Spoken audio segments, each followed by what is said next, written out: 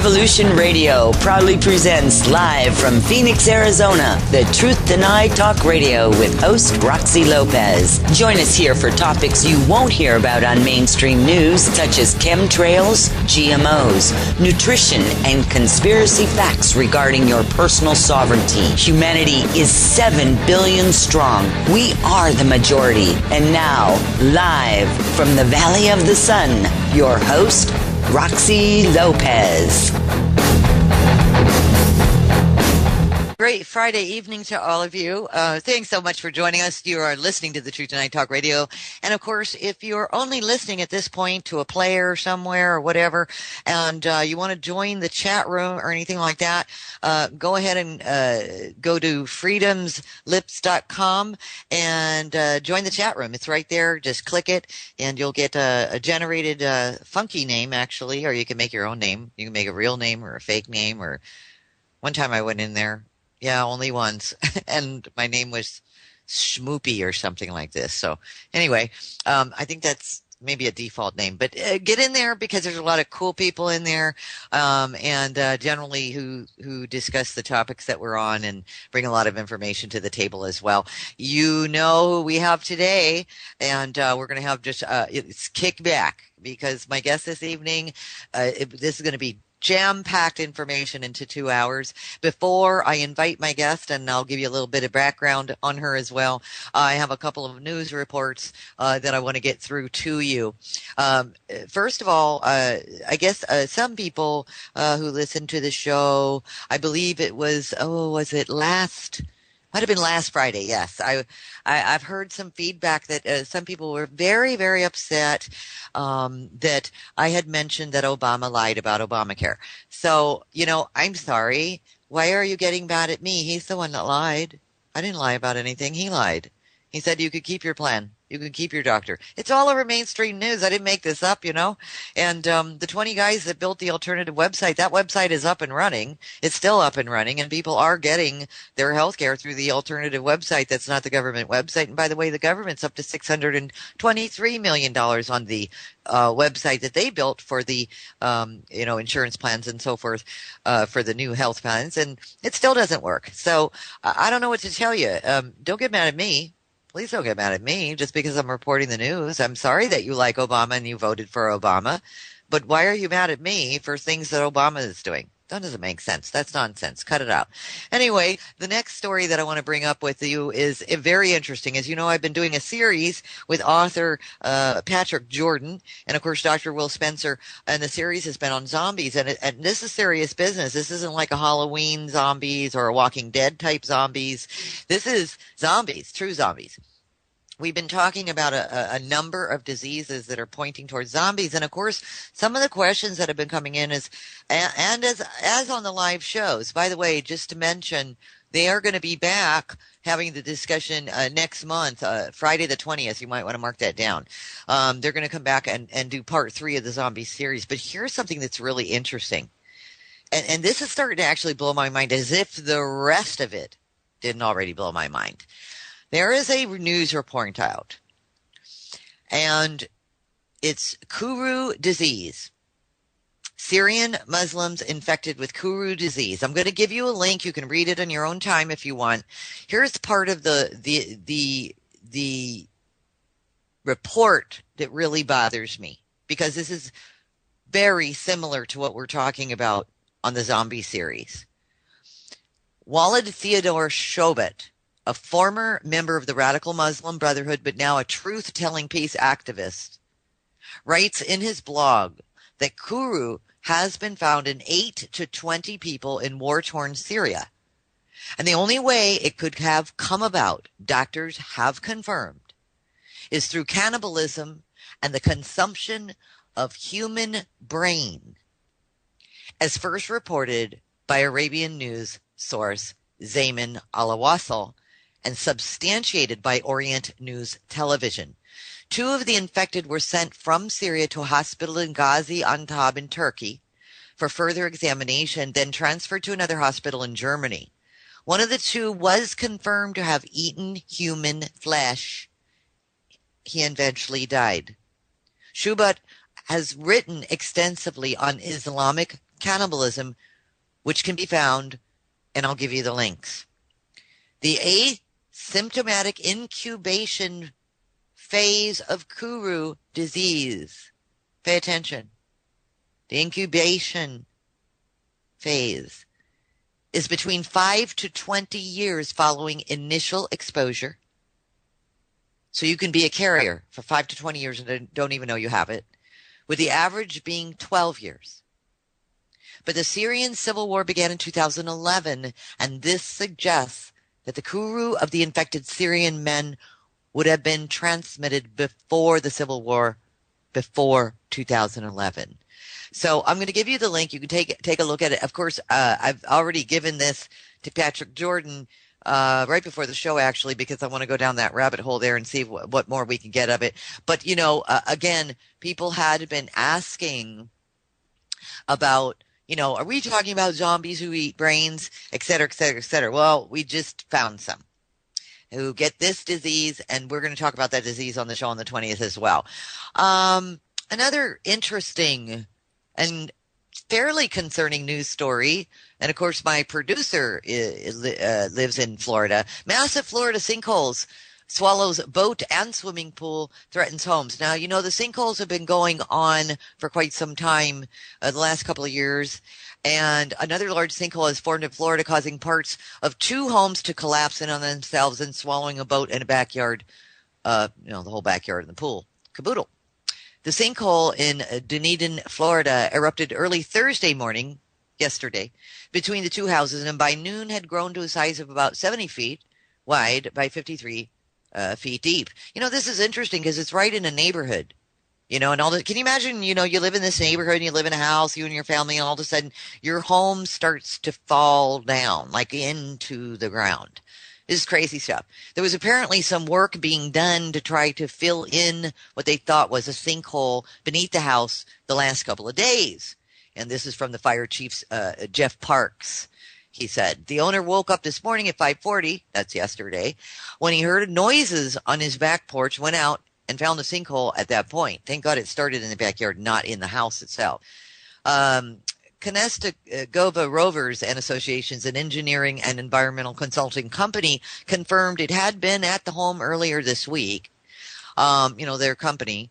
A screened-in porch and a 14-foot-long boat at the home's property had collapsed into the sinkhole, and next door, the master bedroom and swimming pool had gone in. The garage at the second home was also starting to crumble by late morning. 6 houses in Dunedin, a city on central Florida's west coast, were evacuated, and power and utility lines were cut off after officials had arrived. The engineering company that was working on the house earlier in the week was also on the scene, waiting for the ground around the sinkhole to become stable enough for them to work to fill it. And I'm going to follow up on this story in the future because I have been following up with some other stories around the United States regarding sinkholes. And, they go in and they fill them up, but then they sink again. So I'm really curious as to what's going on. I have a couple of reporters out in New Orleans on this because, as you well know, there's a huge sinkhole in New Orleans, and it just keeps growing and growing and growing and growing. And they have the Army civil engineers out there, and of course the roads are all blocked off going anywhere near the area. Otherwise, I'd have them go out and film it. But unless you own a small plane or a helicopter, I'm not going to see any more of the sinkhole over there. But anyway, I thought I'd send that out to you. If you have any, if you live in Florida or you know of any sinkholes in Florida and you want to contact me to investigate them, write me at info@thetruthDenied.com. That's info@thetruthDenied.com. Put in the subject line, Florida sinkholes information, and I'll definitely respond to you. And last but not least, we have an update from our favorite host of all times, who started this whole shebang on the air many, many years ago in the late 80s, Art Bell. And I love Art Bell. Well, we have an update from today from Art Bell. There have been like all these groups that have formed, and they're writing Sirius XM, and everybody's quitting Sirius XM, as you well know, and really fighting for him, and you need to get him back. And of course, we found out that Coast to Coast took over the spot that was Dark Matter. So even Dark Matter was Art Bell's show. So even if Art wants to come back, the spot's taken. It's creepy. It's just creepy what's going on. But anyway, Art Bell wrote to the public today, and he said, and I have a link for this, so I'll give you the link as well so you can read all the rest of the story on your own time for all of you who are fans of Art Bell. You all will never know how much I feel for you and for what you are doing in trying to support me, Art Bell starts. But I am going to ask you to stop. This will only make matters worse. Here's the bottom line. This is a job I took only because of my love for radio, not for the money. Heck, 75K is not ever going to make me rich. And if Sirius does not want me, they sure will not take me because their website is messed up. It will most likely just piss them off. That does not change the love I feel for all of you who are trying. I still feel I was right in my decision to halt what I felt had no real way forward and would make the same decision again today. I only took that decision after receiving a no to any further remedy. As you know, he approached them to try to fix the problems they were having, and they said no. Truly, I do not understand, says Art, why they would say no to me, wanting a way to stream, then turn around and replace me with Coast to Coast, which is doing exactly what I wanted to do. We just pissed them off. Either way, thank you for what you're all trying to do. I love you all, but please stop. So he doesn't want anybody out there trying to help or writing serious or whatever or posting all this stuff on Facebook. He just wants us to stop. And perhaps the only reason that I can figure out is that maybe it's making things worse as far as a possible lawsuit with him breaching his contract with Sirius. But anyway, if you really want to help Art Bell, write him privately. He has a Facebook page. It's listed in that article that I just gave to you from The Truth Tonight. Also, just pray for the man. Something obviously really seedy is going on, and he represents and loves the people. He loves his listeners. He wanted to straighten everything out. I can appreciate that as well. My guest this evening, we're ready? We're ready. How to break free of the archons, restore balance, and assist in the activation of our highest potential. Yes, that's my guest, Laura Eisenhower. Laura Eisenhower is the great-granddaughter of the USA President Dwight D. Eisenhower, a very controversial president, mind you. Laura is a galactic historian, global alchemist, Ascension guide, and is the great-granddaughter, again, of Dwight David Eisenhower. She is on a profound mission to reveal our true origins connected with the Magdalene and the Gaia Sophia energies of love and wisdom, and works to liberate us from the military industrial complex, the archonic systems, and false power structures. These forces connect many dots that are coming into our awareness, and now more than ever as our solar system aligns with the galactic planes. Now, what I want to say really quickly is I know Laura, and even in the last few years, I've watched Laura grow, expand, and become even more of what I term a goddess, a very loving individual, very powerful individual. Love is the most powerful tool we have on this planet. I'm grateful to have her as my friend and my sister. We pop notes back and forth to each other all the time. And, you know, it's funny because she'll be down when I'm down and we'll be like, "Arr!" And then we just lift each other up and we just keep moving. This is a warrior in the world. We really need her. I love you, Laura. Welcome to the show. Thanks for being here. Oh, it's so great to be here. I just love everything you shared, and I love you too, and I'm just really grateful for our connection. So wonderful to be here. Thank you. You are so welcome. Thank you. So, Laura, you know, real quick for anybody who doesn't know you or anything, just a real quick, because we've got a break coming up at about 26 after, I don't know, about 8 minutes. So let's just spend the rest of this very first segment of the show. Can we talk about something real quick? I want you to publicly state, because I already know this and I think there's a lot of misnomers out there. You're not in this to throw your great-grandfather under the bus, are you? No, I'm not. Absolutely not. And I'm not here to, hide anything about, who he is either. I'm just here for truth. So. And you've been very eloquent about your truth, and so forth. And you've traveled to the underworld, I call it. You've seen some things that most people haven't seen. But I'd also like to convey to the public and the listeners that one thing that I do know about you is, you would have done this whether you were Eisenhower's great-granddaughter or not, right? Absolutely. Oh my goodness. Yeah. It just so happens that I landed in this family, so Well, and here's what's inspiring. As anybody would know. I mean, think about this, listeners. You know, imagine if you were a great granddaughter or a great grandson or relative, let's say relative of Eisenhower, Dwight Eisenhower, one of the greatest presidents, by the way, mind you. Or how about being a relative of John F. Kennedy or Robert F. Kennedy or any of the above for that matter? And then you take a stance like you're doing, Laura, out in the world with, you know, your last name is Eisenhower. I mean, the first thing people say is, wow, is she related? Yes, she is. The stance that you've taken is huge, especially because of your bloodline, especially because of the, you know, the bloodline that you have been born into. I think it's exceptional courage. Have people told you about how much courage they think you have? yes, I do get that feedback a lot. There's just so much hidden information regarding his administration, and it just has to come to light, and it's something that really shakes up even other members of the family, because it's stuff they don't even know. And yeah, it does take courage, but in the same way all of us need to stand in our power. There's forces to move through, there's energies we need to contend with, and the more we can unify and share our information and our stories, the more we really amplify the unified field, and we become a power force together. And that's the most important thing to know. Yes, I'm going to quote something that is something that you've said. I knew this was the only way to help us break free from the grips of the controlling archons and demiurge. I don't even know how to pronounce that. Patriarchy. Demure. Mm-hmm. Demiurge, yeah, you got it. Okay, thank you. To restore balance and assist in the activation of our highest potential. Growing up in the Eisenhower family helped me not feel so alone.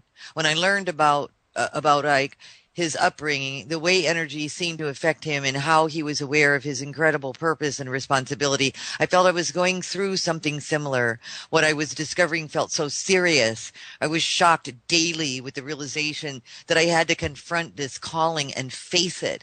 I deeply sensed this was a most crucial undertaking for our survival, and no matter how alienated, alone, lost, and misunderstood I was or felt, I would hold on to this as I hold on to flesh itself. There is no way to shake it off.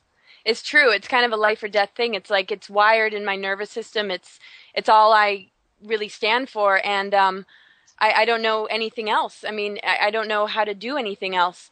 And so, it's courage, but it's also the will to survive. And it's the compassion and the love for the collective. That's the passion I hold and the motivating force, behind what has allowed me to step forward, for sure.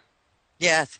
And as well, don't you think that part of this is, for any of us at any, place in this evolution or self-awareness or whatever you'd like to call it, don't you think that really the psyche is so affected? Like when you find something as simple as this, I'll just use a example for the audience.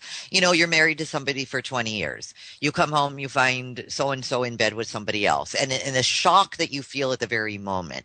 But as you start to undo, you start looking at it, and now you're going to get a divorce, and you find out that this person, your wife or husband, has been fooling around for many, many years with this individual. And at first it's the psyche. I mean, you see what's happening. You see that they're together. You see them in bed. You're shocked. You're like, oh my God, oh my God, oh my God. But you have believed, your belief system for 20 years is that it's just you and me, babe, and so it takes like a while for the psyche to assimilate the information, for it to become real so that you can act on it. Isn't that the case with any of this stuff when we start getting into multi-dimensional transitions, transmissions, downloads, etc.? It takes the human psyche a little while to assimilate the information to even be able to use it. Absolutely. And that's so great that you mentioned that. I think I've used that metaphor before, because that's exactly what it's like. And, the first response is shock. Maybe there's suspicion along the way, or something's not lining up, and you can sense something energetically wrong, which is probably the way we've all felt growing up. Something's not right about this system. Something's not right about what's happening to Mother Earth, and what's up with the news and the media and the distortions, and something is just not resonating organically. And then, then the whistleblowers and the exposure and the truth starts to come out, and that's when it's all busted. And then, the shock, and then the empowerment and the ability to stand up and say, I'm not going to allow myself to be a victim to this, and to enable it either. And that comes from the inner work and the strength we all hold inside. And I don't consider myself any different from anybody else. Bloodlines doesn't matter. Genetics doesn't matter. I mean, this is something we all have. It's our consciousness, and it's more powerful than anything. And we share in the inheritance of our ancestor. We all feel what's happened before us, and we all carry a piece of it. And so we all are facing this exposure, the busting of these energies. Now we gotta, allow ourselves to move through it, depending on where everybody's at, and then, really strengthen that call to create justice, and it's self-worth. It's understanding what we're made of and what we're not going to put up with anymore. Absolutely, self-worth. You'd hit the nail on the head. See, we start with self. When doing this for the world, you start with self, get your self-worth back. Once you do that, you do become, you embrace the system. You embrace everything around you. And we become fluid, if you will, with those around us. Absolutely. Spot on. And thank you for sharing that. In the interim of this, I think that people feel, there is no peak zone, P-E-A-K, peak zone. In other words, this is life on this planet right now. This is all about every day moving forward, et cetera, et cetera. We don't get to the top of the mountain and just get to sit down and relax or anything. How does that make you feel to know that this is your life, and it will continue to be your life until the day you pass through to the other side? Right. And then it may still continue. It's like a new set of challenges or things that we agree to. Well, I mean, I've gotten a lot more grounded. I give myself, the rest that I need. I'm being a lot more generous with myself to just keep my energy amped and to make sure I'm not, carrying too much of a heavy weight or absorbing too much or, extending myself to the point of depleting my own reserves. And that's, really helping me, because it's that regeneration and the recharging that allows us to kind of get back out there and address whatever we need to. Because I found that, things were really piling up, and I would find myself bedridden for days and just, really trying to find the balance. And now it's a lot easier. My kids are older. I feel their support. I have a good partner, finally in my life. And even, without those things, this is just a part of how we assimilate, how we stand in our power, and how we begin to reflect a more honest reflection of who we are, in the outer world. And welcome back to a nice Friday evening. What a better way to spend it than with my dear friend, Laura Eisenhower. Laura, 2013, I think that's one of the things that I noticed. I don't know, I think it started around the summertime. I noticed a lot of people, or maybe June-ish, May, I don't know what it was, but you described something in the first part of the show about how to pace yourself. And this year, maybe 4 or 5 months into the year, I think that you learned it, I learned it, and I know a lot of others who are in this field of enlightenment also started to learn it. Something happened this year. Like, it just seemed like everything amped up beyond my even understanding. And something did happen this year it felt like it was so heavy, and it just wouldn't let up. It didn't matter. Like, a full moon could come and go. Like, the energy was on 11, like all the time. What was that? And what were we supposed to do with that? Which time of year? I mean, which part of 2013? Well, the first quarter of the year, like right after the first quarter, like around April, May-ish, right around there. It seemed, like April. I say April. Things just started to get heavy, and people started writing me as well about it or complaining about it, but then it just wouldn't let go. Yeah. The energy. Yeah. I mean, this has been an intense year. There's been just a lot of heaviness, a lot of, I call it like the byproduct, and almost, I mean, I don't want to get graphic, but it is the byproduct of the archons in a lot of ways, and it's the heaviness of energy that we transmit as well between each other. The chemtrails, the smart meters, all the upgrades and the techno intrusions and attacks. Them knowing that they're losing a grip, particularly after the solstice, the December 21st, 2012 period, really amped up, their agendas. We see it in the news. We see it in just, the false flags and all the school shootings. And we're still, seeing superstorms and all sorts of things. And it's so relentless that it's hard to take a breath and be able to really transmute that energy. Because what we're required to do is be the alchemist. And when we're getting so dumped on by the dark and we don't have the time and space to set aside for ourselves to work through it, to see it for what it is, and move it and shift it and take it to the next level, it really does weigh a person down. And a few conferences I went to this year, Sarasota particularly, for the Atlantis Rising Conference, that particular Stargate there connects to the ley lines of the Holy Grail and the spiritual marriage that was attacked 26,000 years ago with the Lucifer Rebellion, with the Nephilim reversal grid technologies. And they took a big step up to prevent everything flowing well for that conference. And so it was one thing after another, and it was brutal. And I could feel it in the house. I could feel it, just in the energy, just between people, and just, it was so overwhelming. So, what is one to do? You got to take a breather. You got to step back and, really recognize, where we're being played and what vibration we're holding and what our response is. And we're called to create justice. We're called to, expose these agendas, chemtrails, the nanotechnologies that are a part of that, wanting to link us into the artificial intelligence system. And then we have to understand, the solution. We can't just focus on that alone. So it's the path of, justice, but it's also, of course, the inner work and really looking at where we get hooked into and where it manifests in our closest relationships and how individuals in our lives, their weak points are targeted and they start to channel these dark energies, and then it creates drama, and then the byproduct of that drama creates an extra load of energy that we end up dumping on ourselves because we're weakened by what we hear in the news, because it's like a virus. We're weakened by what we see in the skies, and not just the poisons and toxins and just the realizations of what's happening with Fukushima and what it's doing to our consciousness and our psyche. On that note, it's constant bombardment on every single level. And so, we have to understand that we have access to frequencies that are far beyond what we're seeing. But if we're not able to access it, then we're bushwhacking or turning in circles in the muck.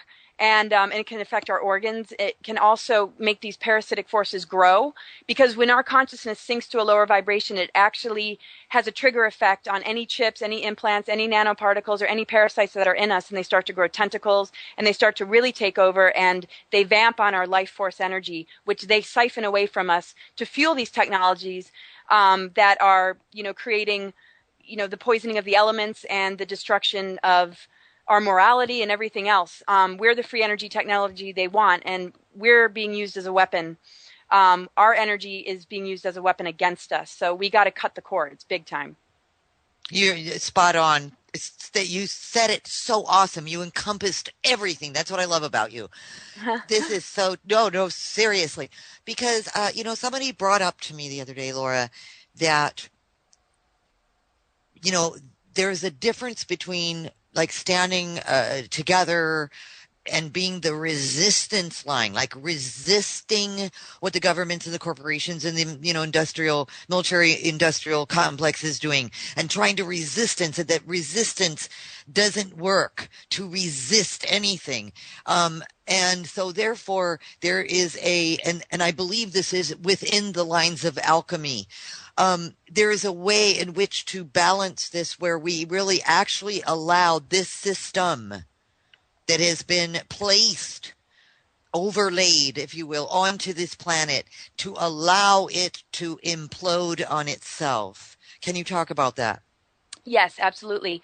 And this is, the thing, I relate, I bring up the immune system a lot, and we have to understand that Gaia is an organism, and our unified field and our spirit energy is the immune system of the planet. When we come together and increase that vibration within ourselves and link it together, then we boost the frequency of the planet, which is able to contend with these technologies and these parasites and these, toxins. And because in the higher dimensions, the physics are different, and we know in our own lives, if we step up what we put in our body, our thought forms, the way we, trust spirit and the way we allow this energy to move through us, we become healthier and we get into balance, and we find that symptoms or physical symptoms that have been hanging on to us for a long time end up falling away.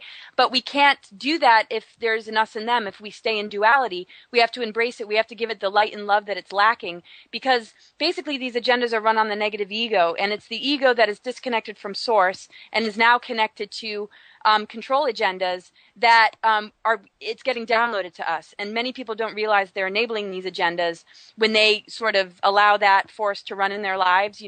Anything that brings on the energetic of domination and control, or even swinging to the opposite, powerlessness or victimhood or feeling weak and at the mercy of everything happening outside of us. And so when we mix these energies, we allow that communication to happen, and those substances end up mixing, and we inform the dark and all that have been led astray without knowing it how to return to the light. And then the things that never will return to the light because they're inorganic and they're parasitic by nature and they only know evil, they have nothing to grab onto or attach itself to. So we have to look at healing our body in the same way that we heal the planet. We have to look at the laws of the body and understand that that's the natural laws and universal laws that creation and our earth body runs on. And the more duality we are to the processes that we go through within ourselves with the symptoms and illnesses we might develop, the more we choose artificial ways to medicate it, which produce new symptoms that we end up medicating, the more we push ourselves into sort of an artificial life support system, and we deny our own organic medicine, our own healing abilities. And we can't do that with the earth. We have to accept and embrace to a certain degree, and then raise our frequency with that vibration that we're allowing ourselves to come into contact with, without the division, without the duality, to then, really transmute it. And if we get confused by that, we just simply need to look at ourselves. When we change our behavior patterns is the same thing. We have spiritual bodies, mental bodies, emotional bodies, and I think I said mental, but all these different layers of ourselves, and each one of them has an immune system. Our spiritual immune system knows how to deal with entities and parasites, but if we give our power away and we don't activate that part of ourselves, then we are staying in duality with the negative alien agenda. And we have to understand that we have to address it by looking at our own weaknesses and looking at how to bring love and light to those parts of ourselves, to return it and plug it back into source so it doesn't vampire anymore on those that are unconscious, because it's the unconsciousness that's our greatest enemy. When we become conscious, then we understand that what we've been unconscious to is actually our spiritual energy. Unconsciousness is the inability to recognize that we're multidimensional beings. And so most of humanity is walking around unconscious, but when you shine a light on what's unconscious and illuminate it, even if it involves the dark night of the soul or a difficult journey moving through gatekeepers, it turns the lights on, and then nothing can fool us because we're fully conscious beings. And so once we do that work, we send that frequency out to the collective, and that's what raises the immune system of the planet and helps us to shift into higher earth energies. Did somebody put us to sleep? Yeah, pretty much. I mean, we could trace that back, to these, technological intrusions that have been planted. Also, the Anunnaki and the way that they really tinkered with our genetics. Adam and Eve, have been seeded. The first seeding was in Lemurian times, and then the final was, at the final stages of Atlantis, before that completely sank. And we are far different beings than we were, in Lemurian times. But basically, with the explosion of Maldek, wiping life off Mars and Venus, Mars ended up getting hooked into the negative polarity of Saturn, and it captured this Earth in a very low vibration, and it brought us down to third density, and it put us all to sleep because the duality of life and death ended up happening, and the amnesia started to happen, and they put frequency fences in our DNA and have separated us from our higher self. And so it's the deep inner journey of going through the dark night of the soul that helps us to remove that frequency fence. That's why people that are on the spiritual path recognize, hey, this isn't as easy as they thought. There's a lot of psychic attack. There's a lot of barriers to move through, because they don't want us to open the doorway and unlock the prison door and have our freedom and sovereignty. So, to be on a real spiritual path means facing, those energies. And very often people hit walls and then might, give their power away to a new age deception or to somebody else because they don't know how to move through that wall. But it's very important that people see those walls as the most potent thing that we can move through, without fear, recognizing that we don't need to fear these beings. They're actually afraid of us. And we just simply need to, conquer them and not run the other way when it gets difficult. Because there's all sorts of traps that'll say, oh, this will rescue you, this will help you, this will save you. When in actual fact, we need to move through those barriers to activate our DNA and to bring light to the junk DNA, which is really the unconscious energy that needs our attention so that it can be illuminated, which connects us to our ethereal body and the higher dimensions and the unseen world that very soon will be seen to us. Are there people in government or the ruling elite class, etc., or Illuminati or Bilderbergs or anybody of that nature, are they aware of this? Are they awake to this? Are they conscious of what you just said? I mean, definitely there are, the ringleaders that are conscious, but then, because of multi-generational abuse and the mind control and the trauma-based mind control, most of these beings are absolutely traumatized to the point of their soul, really leaving their body and something else stepping in. And this is passed on generation to generation. They're trained to do this. And, some are, fully conscious that they are, allowing this to happen or they're facilitating it, and they're agents of it. But for the most part, I would say that most have, no clue. The beings that are very angry, the Dracos and, the reptilian energies of the negative faction, are just out for our power, and they feed on our fear and their murder. It's about sacrifice and murder and harnessing the vril energy in a way that,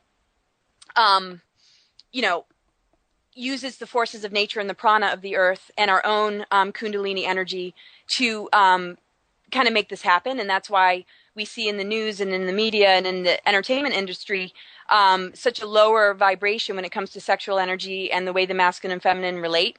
And so many people that are running those agendas and are sort of behind it, I would say they're conscious to a certain degree, but at the same time, it's a part of selling your soul too. I mean, not to be so kind of like cliche about it, but you have to be bent on power and greed to even allow these beings in. But when you're talking multi-generational abuse, it's a different matter because, a lot of high vibration souls are targeted. A lot of higher dimensional beings are targeted through, these infiltration agendas and through hybridization, so that there is a part of their genetics that have an affinity with it, which make them easily controlled and thrown into those family lines to begin with. So I would say it's a mix.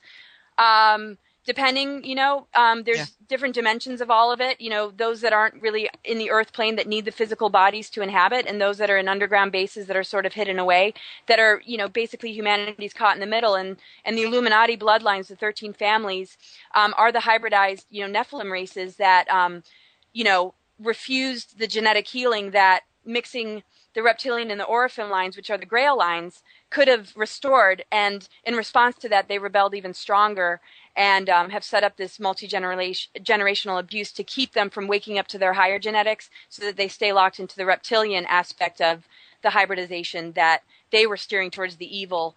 But because they refused the healing, the rebellion ended up getting even bigger. So every time there's a solution, they come back even stronger with something greater to suppress even their own lines being healed, because they don't want to be redeemed. They've bought into wanting to police the time matrix and the artificial matrix, and many are not going to give that up. But those that have been brought into it, they are waking up. And that's where what we see with, Aaron Green Hicks and Aaron McCollum, and all these people that are stepping forth that have been in these bloodlines that are saying, okay, we see the game now. We don't want to be a part of that anymore.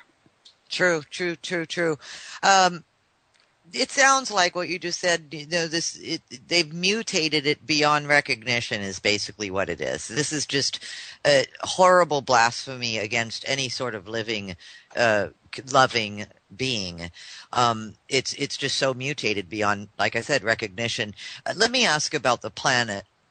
And I want to go back to something that you said about the immune system, because I do think that we're symbiotic with the planet, and our immune system and the planet's immune system.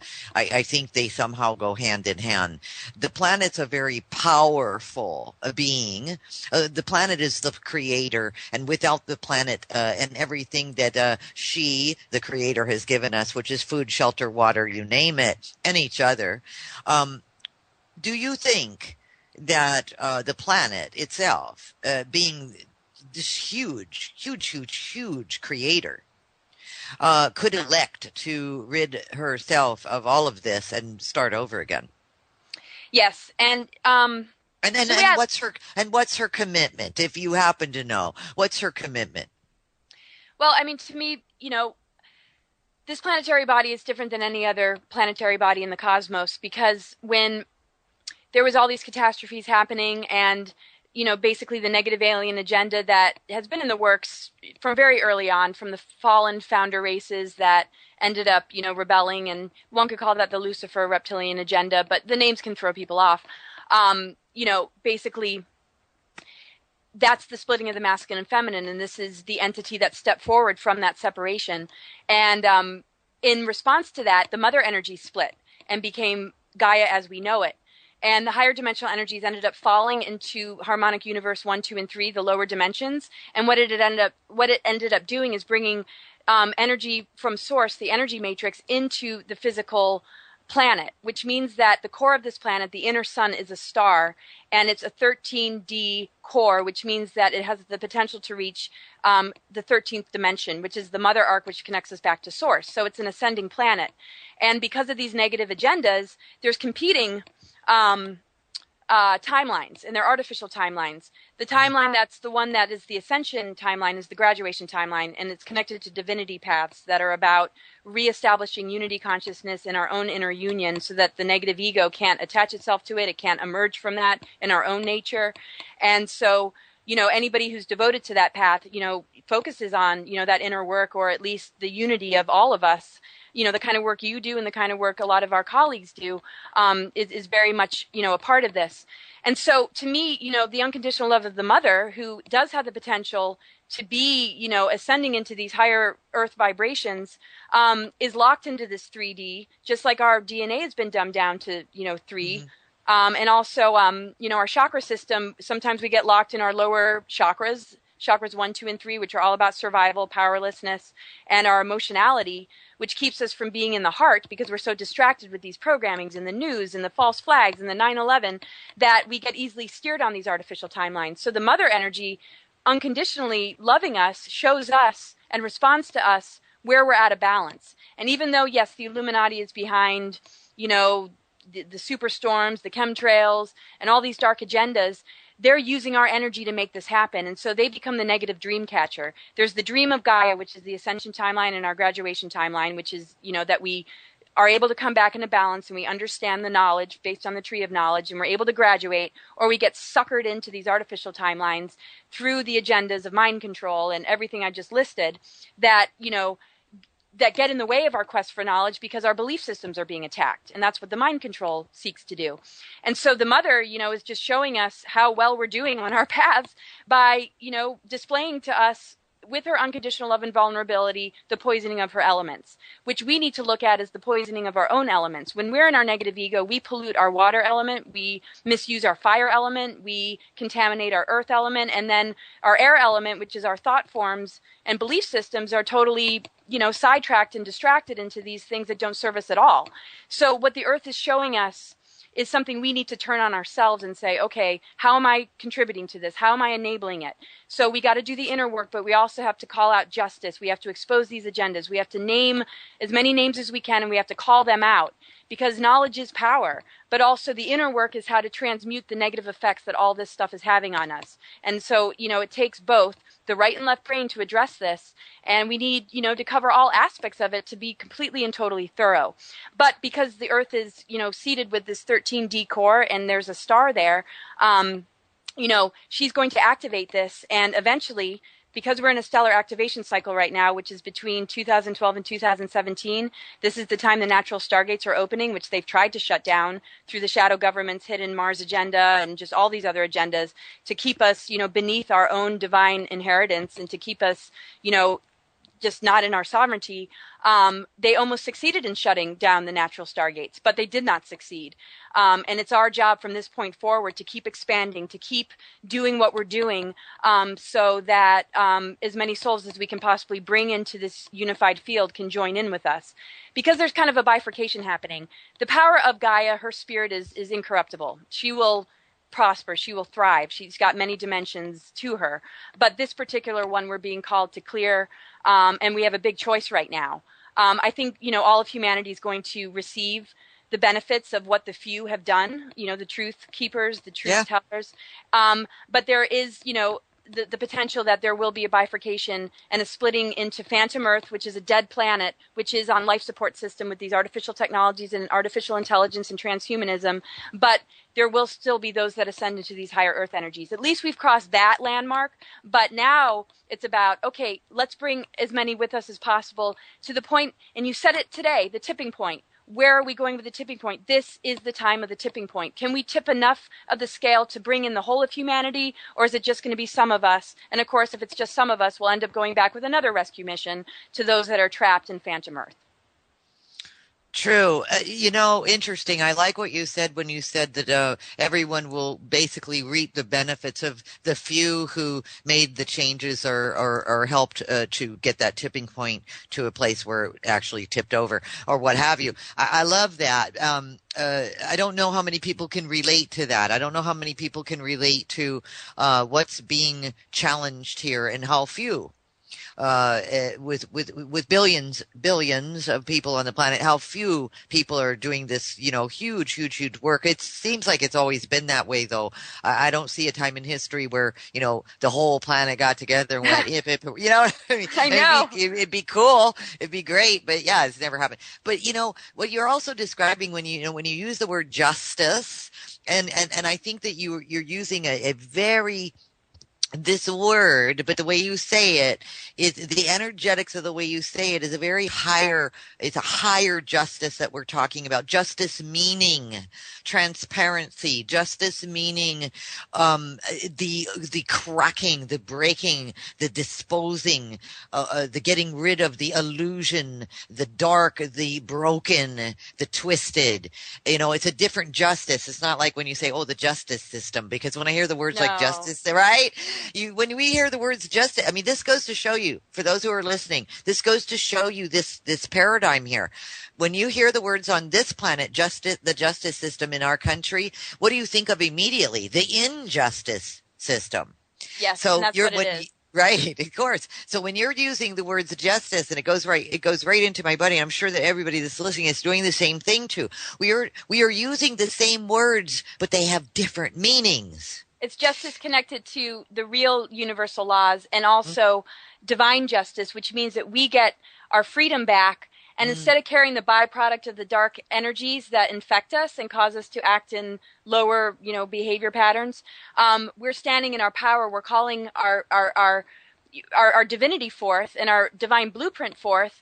And standing in that energetic creates a backlash where they get dumped the karma of their ways instead of us carrying the burden of what they're doing and we're holding on to the anger. The minute we free ourselves of all of that, where does it end up going? Back to the source where it originated from. And that's real justice. That's justice that is brought on by nature. The balance of nature. Yes. It's absolutely awesome, because this is what I was talking about, asked you about in the beginning of the show. If we get away from the resistance, if we stop resisting what this Illuminati and all the Bilderberg and the governments and the ruling elite and all the rest of it, they will implode on themselves. The system itself that they have manufactured, this whole artificial, bull. Yeah.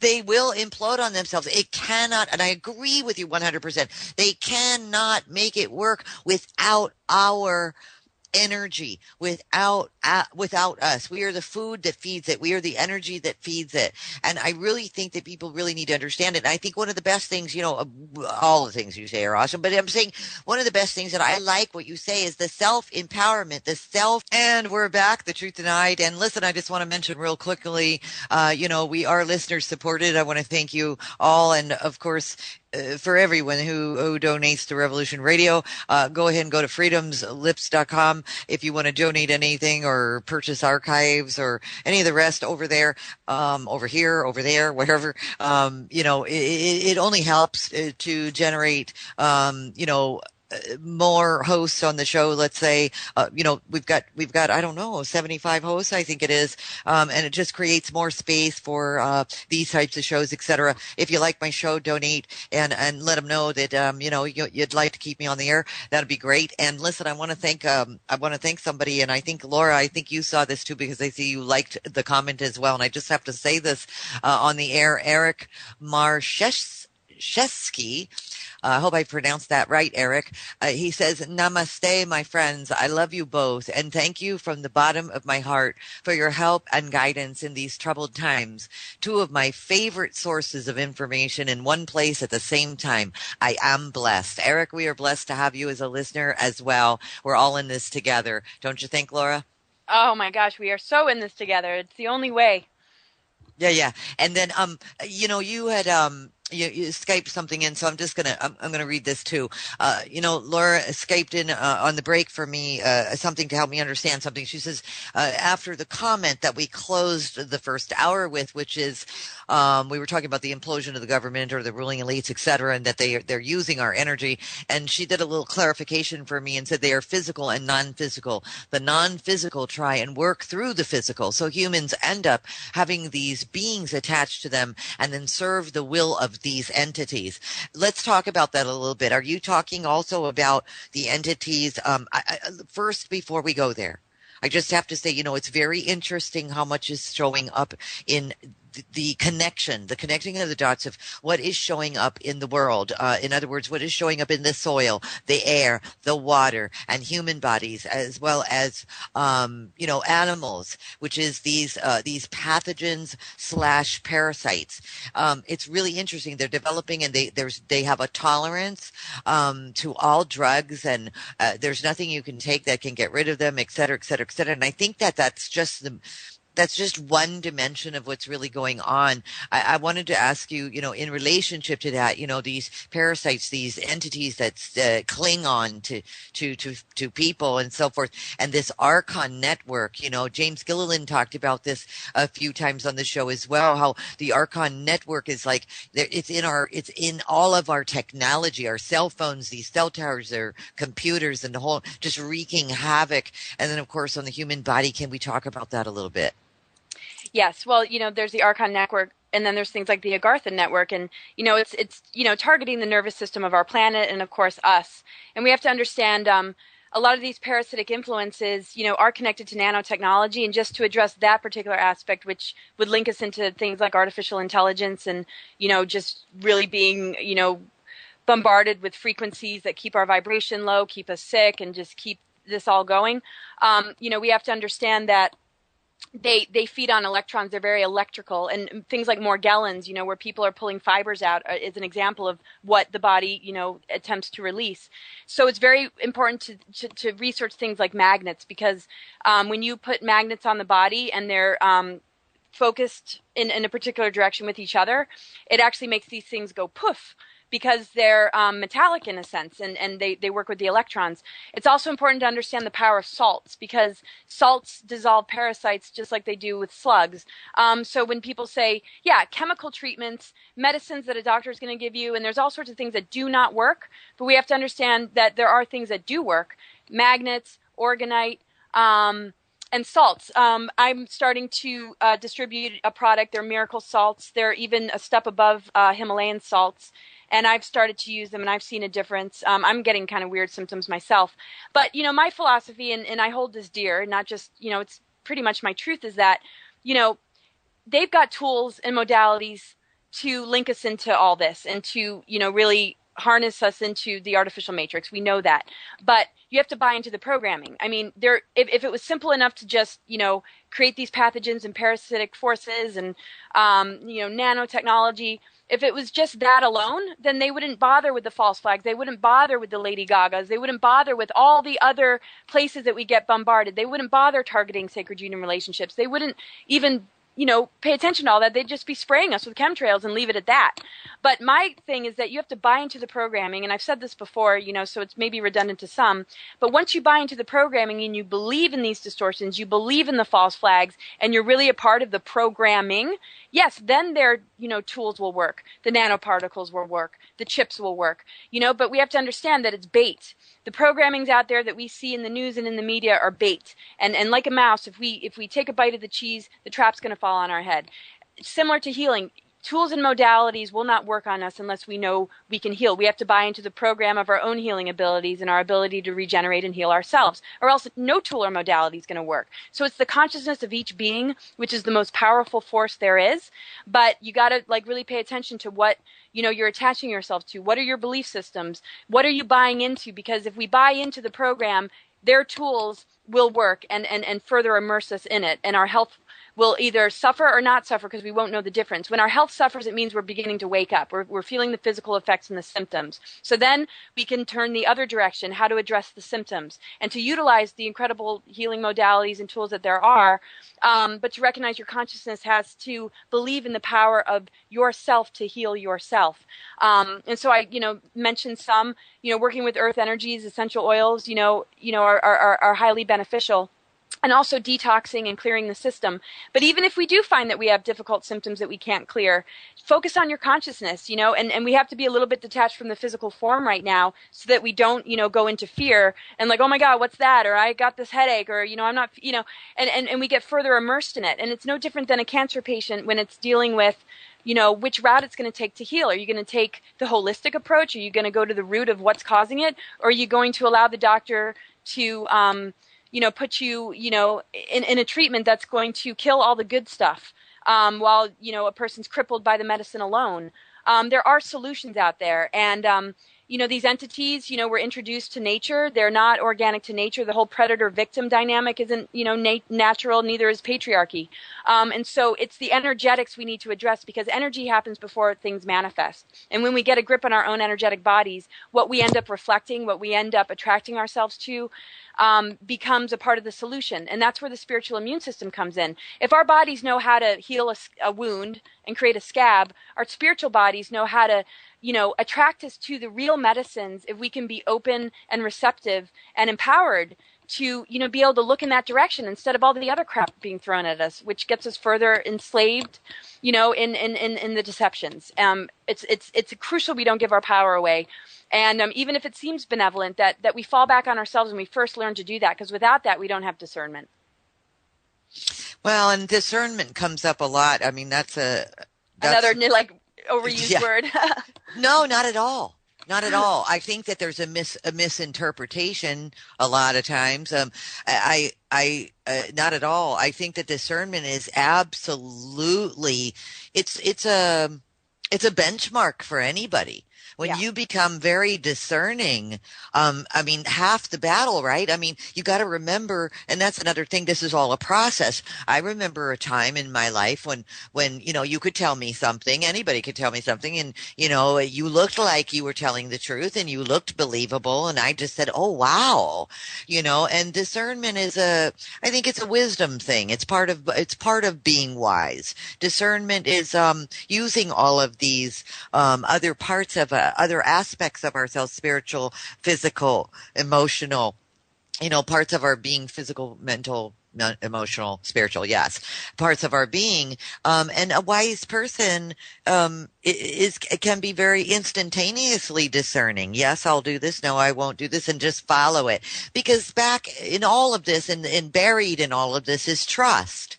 And I think one of the ways, for me personally, what I've observed in the world, and you can tell us what you think, Laura, I think that they have broken us, and it's that trust. Because I think without trust, I mean, you can even love without trust. Without trust, you have no radar. You have no, you don't know what to believe.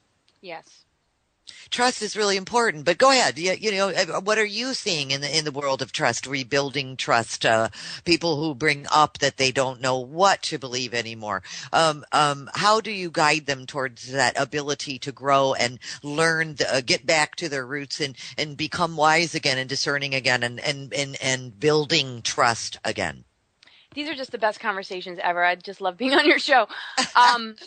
Yeah, I mean, trust. Yeah, I mean, I guess the way I approach it is it's important not to just blindly trust other humans. It's important not to trust anything that's being thrown at us, anything that has a lot of exposure in the world. It's important to question everything. So when one starts to just question, who can I trust? That's a call to trust yourself, to go into your own self-reflection, your own inward process, and start to feel strong in your own inner foundation. Start to trust your body and its wisdom, because, we don't experience pain because we're victims. We experience pain because it has a message, and we have to listen to what that message is.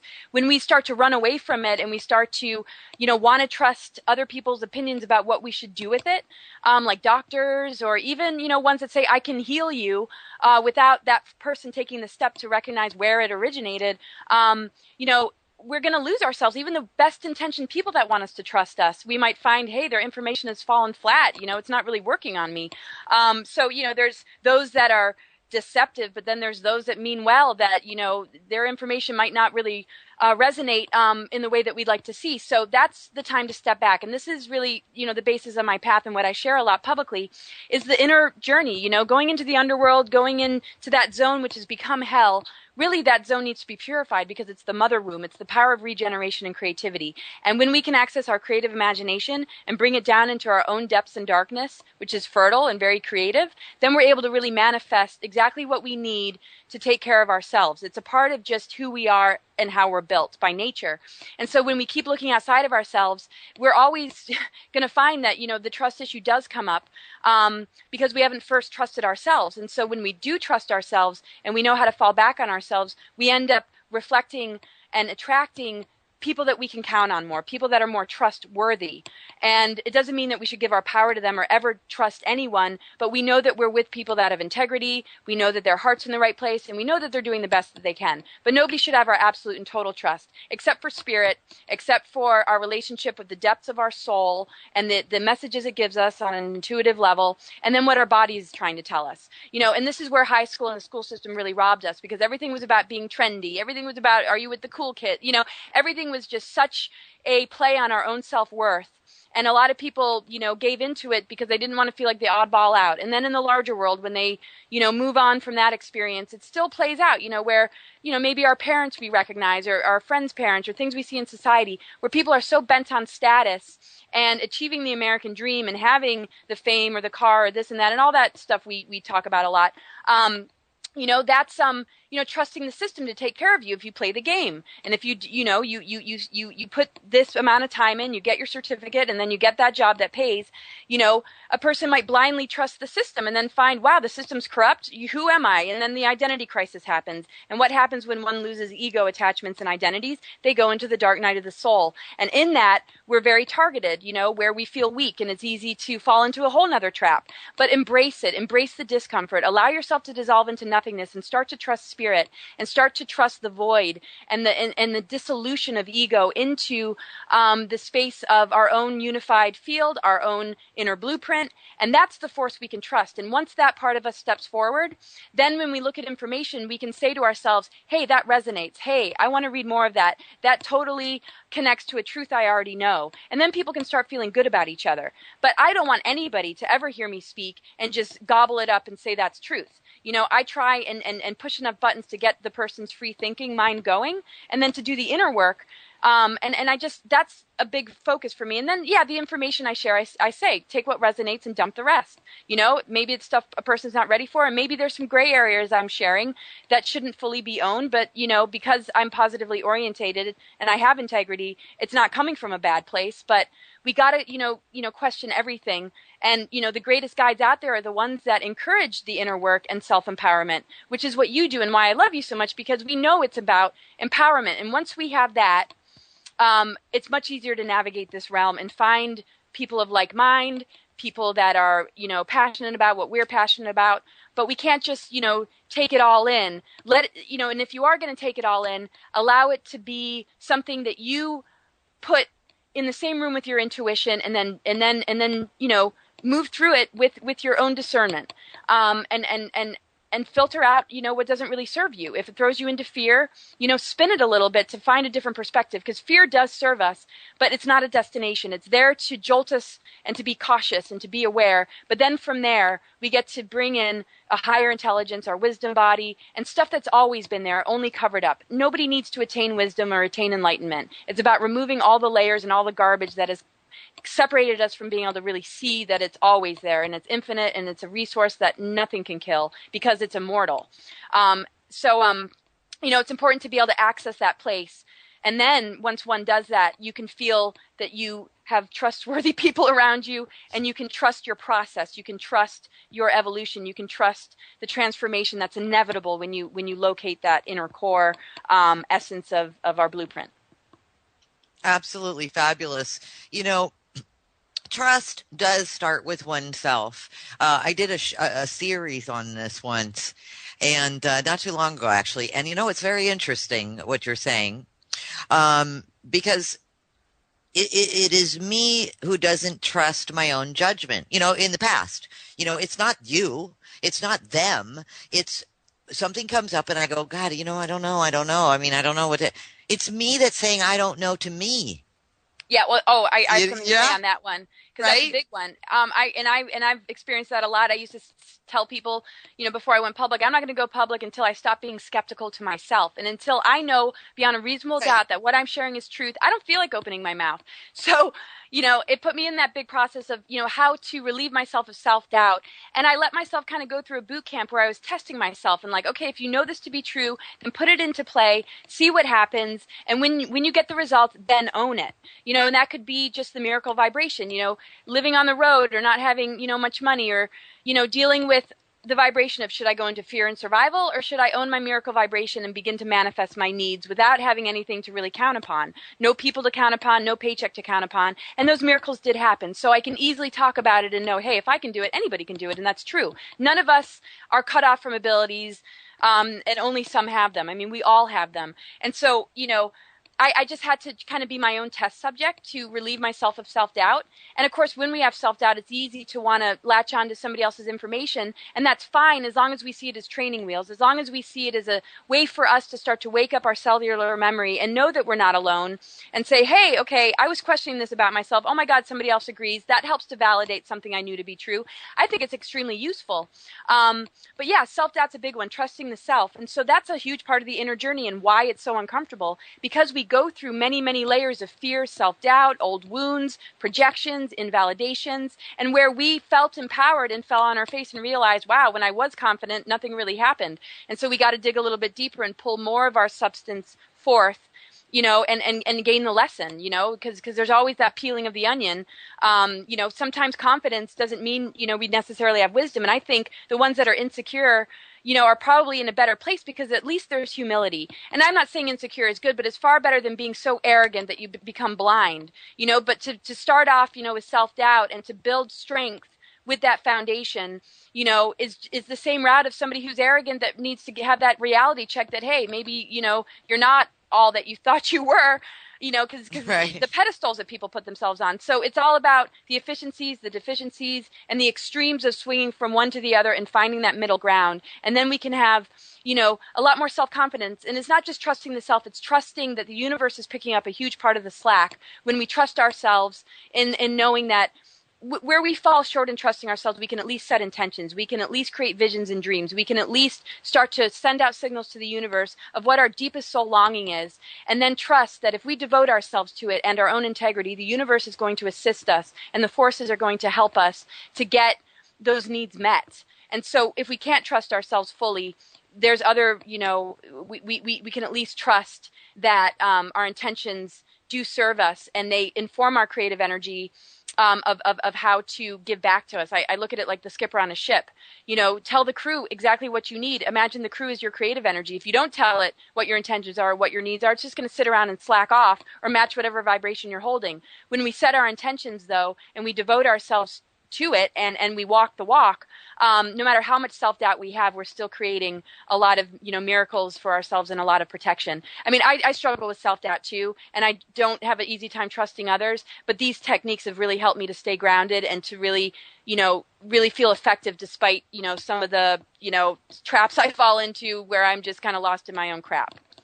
Right. No. Hey, this is good stuff because it's the real deal. I mean, it's so simple, and that's why I love having these conversations. It's so simple. It's truly, it's just, and it's easy. See, what you're talking about is all of this, even dark nights of the soul, reconnecting with self, self-identity, getting to know ourself again, or re-engaging in what we used to like or what we were passionate about, and getting, some people who quit, doing, let's say, painting or art, for 5 years, and then they realize I'm miserable, and they go back, and all of a sudden their heart opens up to their inspiration, their creativity again, and they're happy again, and blah, blah, blah. Doesn't mean that we don't have milestones along the way or things, life is always challenging. It's always challenging. The heart challenges us. The head challenges us. And as far as I'm concerned, the people who live in my head have nothing to do with me.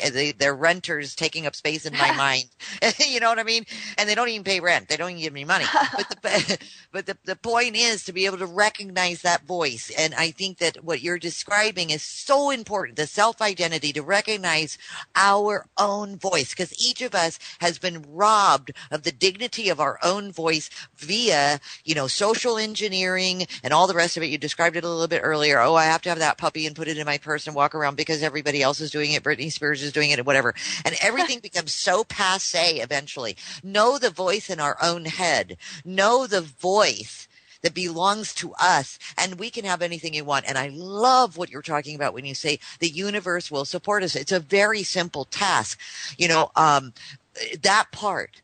Do what you love. Do what you're passionate about. Absolutely. There's all kind. I mean, I could complain all day long about what's not going right. Can't we all? But there's so many things that are going right. Yes. And yes, doors open. And yes, we meet people. And I say it like this. If somebody makes you feel good, they're probably all right. I mean, it's pretty much across the board. Somebody makes you feel good. That's your heart. That's the bypass of those lower chakras. Your heart goes, God, that person feels good. I don't mean somebody who's, blowing smoke up your butt. I don't mean somebody who's just like, all over you, like, oh, I love your eyes. I love your lips. I'm talking about somebody who you're just sitting with, 3 seats down, and you're watching them talk, or you're hearing, and you just go, God, I really like that person. They make me feel good about myself. There's something huge in a person that makes you feel good about yourself. What is that? Right, totally. And this is just the process. Like, we're always challenged, and that's why we move through those layers where those false validations, that are just very superficial, aren't the substance of a real soul-to-soul, heart-to-heart connection. And that's, why the Fool card in the tarot is the 0 point energy. It's the zero. What does the Fool do? It's totally fine falling on its face and getting back up again because it gains the wisdom, and it's okay with it because it's a child. It's childlike innocence, but it's the closest to source that we can get. So trial and error. We learn, what it really means to make a connection, and maybe we had to move through the other layers first, and maybe the same challenges get thrown to us again. But that's the foundation we can rest in, is being in the now, being sensitive enough to, have that inner voice inform us. And that's true courage, is when we do listen to that inner voice, despite what anybody else thinks. And I think anybody who takes that stand is being, absolutely brave in the face of everything that wants us to do the opposite. And just, fall into the trap of the social engineering agendas like we talked about. Mm-hmm. Yeah, that's dangerous stuff. And like you said, it's so obvious, it's not a conspiracy that they're building a complete artificial world all around us. And, you mentioned Morgellons disease earlier. These are synthetic fibers that actually house themselves and multiply within the confines of the, using the human body as a host. And this is interesting I think it's even an interesting word, host. Mm-hmm. It's an ancient word too. And it's not just a new word, the host of, whatever. It's quite interesting to me. Again, some things never change, right? And in this world in which we live, yes, we are speeding up because the age of communication sped up. We have instant communication around the globe now. That's what's happening. And I think it's really important that people know something as well.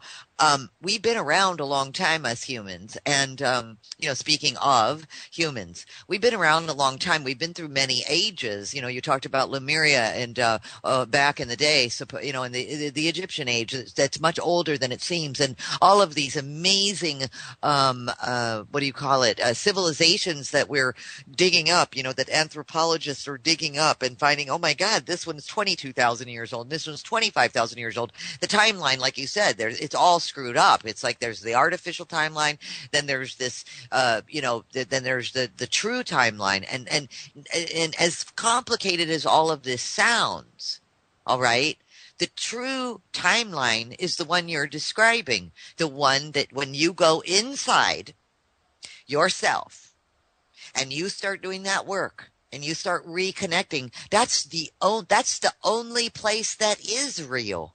Right.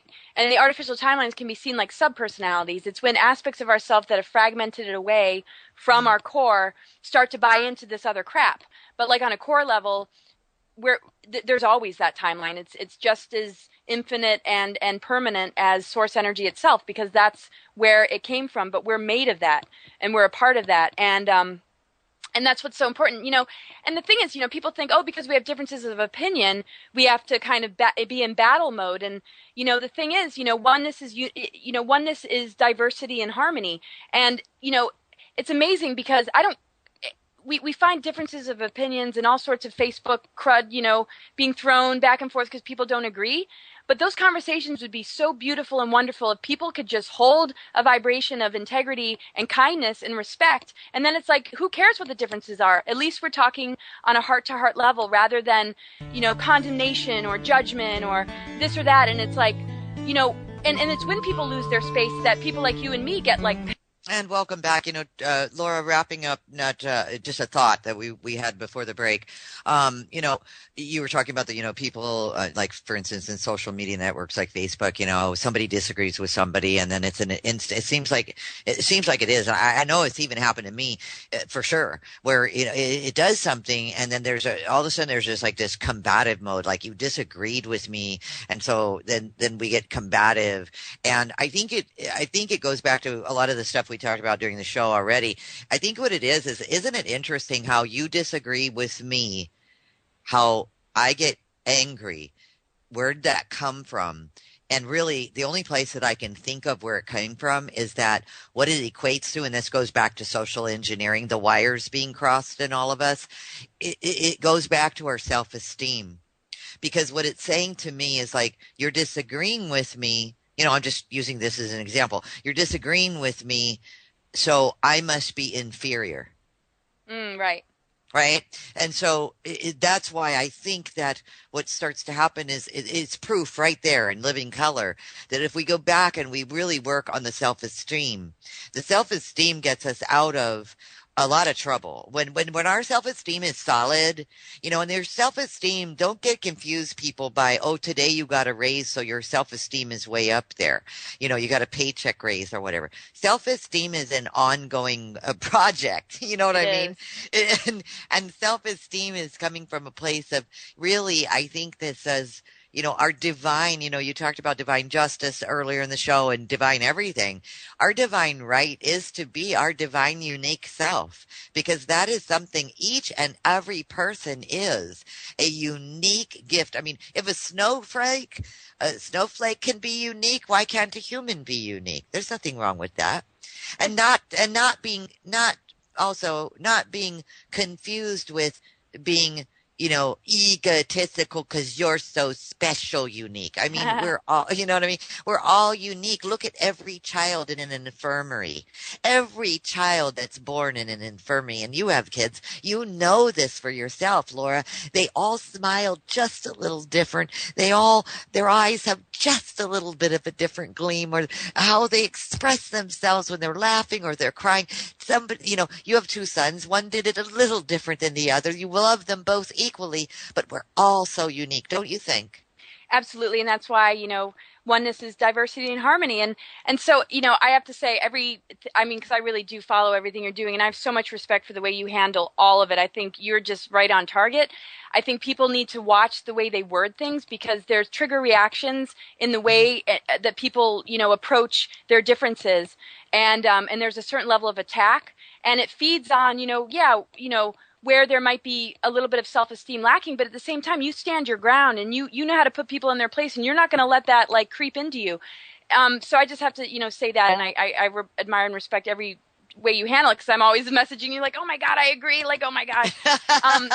Because, people got to like learn just really how to talk to each other, and you don't need to post on things you don't agree with. Okay, I don't want to get into that too much, but I know what you mean. I know what you're talking about. It's like you don't have to participate. You don't have to read. You don't have to be there. Yeah, I get it. We're talking about social network behavior. Right. So anyway, I just had to say that about you, though, because I'm always just like, yes. And I just think that's just something people need to clean up, because the thing is, we need to honor our uniqueness and our differences and find a way to bridge the gap in how we express ourselves, so that it can be a unifying force rather than something that continues to separate us. And it's in the tone, it's in what we carry. And we can recognize that there's no differences that are too big for us when we see the unique quality of each of us and we respect the different roles that we carry. But when it's like, you should do this and you should think that way, it's very invasive. And of course, somebody needs, we have to stand our ground, because we get infected with that energy, and we're all, dealing with, very creative energies, and we don't need the contamination to leak in. And so I find myself having to stand my ground and be, sometimes aggressive about it. But yes, we're all unique, and that's the beauty. And we all might see things, through a different light, but it's our integrity and just the universal love that we hold that can allow us to appreciate these differences rather than have them be, an issue. Because, hey, if it works for you, go for it. But don't step on my turf and tell me, how to be. That's what gets to me. We can, advise each other and say, hey, can you, maybe be a little bit kinder with your response? Hey, that's fine, because that's promoting peace. But this is where we've been targeted against each other, and this is where we're in the self-annihilation zone. And it happens, in relationships, it happens, in social networking, and it's just an important thing for people to recognize. The self-confidence, isn't based on the superficial things that we, get credit for in life. It has to do with feeling so strong in ourselves that, we can't really be brought into a place of defensiveness. But see, defensiveness gets triggered when the communication starts off, out of alignment. I think that it's easy for all of us to get triggered. I think we're all traumatized. I think we're all exhausted. I think, there's just much kinder approaches so that we can boost each other's self-esteem, and at the same time do it in a real way where we can express our opinions, without, being an asshole about it. Excuse my language. Yeah, no, you're right. I have a perfect example for this. I'm sure you've got a million of them too. But, there was this guy ever since, I'm going to say his name. I'll tell you his first name. His name's Robert. And since I got on Facebook, 4 years ago, whatever, when this all began, this whole thing began, this whole thing for me anyway, with activism and everything. And I got to tell you, he used to throw little pot shots at me all the time, like all these years, and why don't you do this, Roxy? Why don't you do that? And then I would do it. I go, that's a good idea, and before you knew it, I built a website, we had our volunteers built a website. And before you knew it, I was doing radio. Before you knew it, I was doing videos and this and that. Before you knew it, I was doing investigate. Why don't you do this? Why don't you do this? And it was I'm not kidding you. It was recent, 6 months ago. And he just said, and I would just be nice, oh yeah. But he just started over the years, he just irks me, because it's like he just kicks me all the time, kicks this. And one day he just kicked me the wrong way, and I wrote him privately, and I just said, I don't know why you treat me so mean. I don't know what I've done to you. And I said, believe me, I've got the mouth on me, baby. I could tell you off.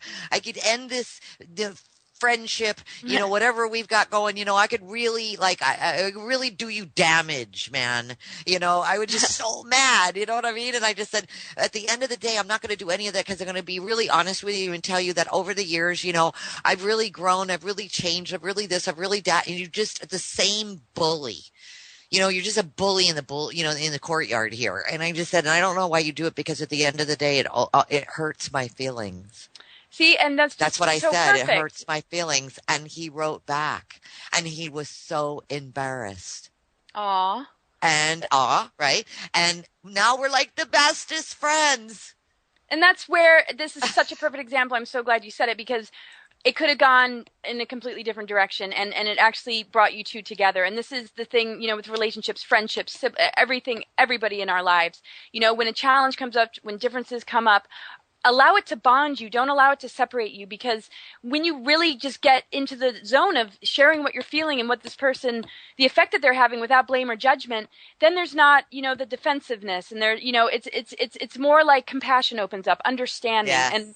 And we all have to do that. And it sounds like we're just kind of like, like this is a tangent, but it's not. This is everything. This is what the real work is in unifying ourselves. This is all the wars in history, all the false flags, everything that we see under the sun is to pit us against each other, so that we, are either holding on to historical resentments or resentments in our differences. And this is the big stuff that's getting targeted. And it's these little steps that we take that are going to start to weave us together as a whole and in our oneness. And when we do that, that's the tipping point. That's when we activate something huge on this planet, and all this other stuff starts to fall away. And that's why, it might just seem like, oh, is this really that big of a deal? I think it absolutely is. And I think it's important that, these things get addressed.